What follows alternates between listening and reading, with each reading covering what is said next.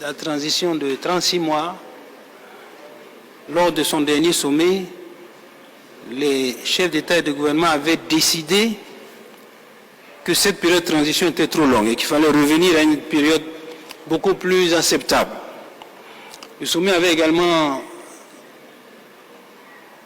demandé qu'un cadre de dialogue puisse être mis en place en Guinée entre l'ensemble des acteurs politiques, pouvoir, société civile, pour faire baisser la tension et créer un cadre qui permette donc à la transition de se dérouler de manière pacifique. Le sommet a pris note de la récente décision donc de créer un cadre sous la responsabilité du Premier ministre pour engager ce dialogue. Il souhaite que ce dialogue soit effectivement très constructif, ouvert à toutes les parties, soit inclusif et que ça permette de faire des avancées dans le processus de transition de la Guinée. Le sommet avait également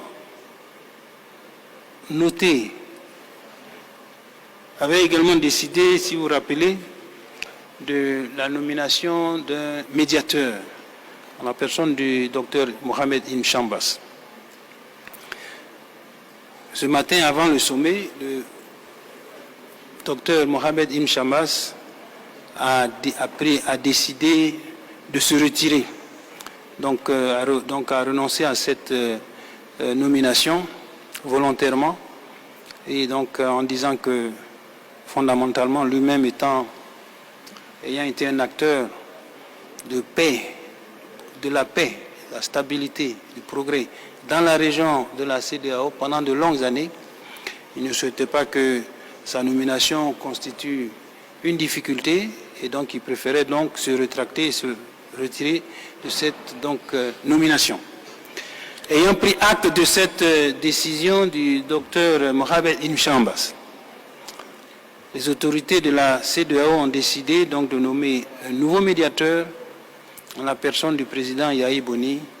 ancien président de la République du Bénin. Le sommet a également demandé au nouveau médiateur de prendre rapidement contact avec les autorités guinéennes afin d'engager les discussions sur la transition d'une manière générale et plus particulièrement sur la question de la durée de la transition. Et vu que ce point a été évoqué à plusieurs reprises lors de différents sommets, le sommet a souhaité que une décision puisse être prise sur cette question avec le nouveau médiateur d'ici la fin du mois de juillet 2022. Au-delà de cette date, des sanctions économiques et financières seront prises, en plus des sanctions individuelles qui seraient donc étendues à d'autres acteurs, puisqu'il y a des sanctions contre les membres du CNRD, mais ces sanctions individuelles donc, seront étendues à d'autres acteurs, notamment en Guinée. Donc voilà un peu les conclusions concernant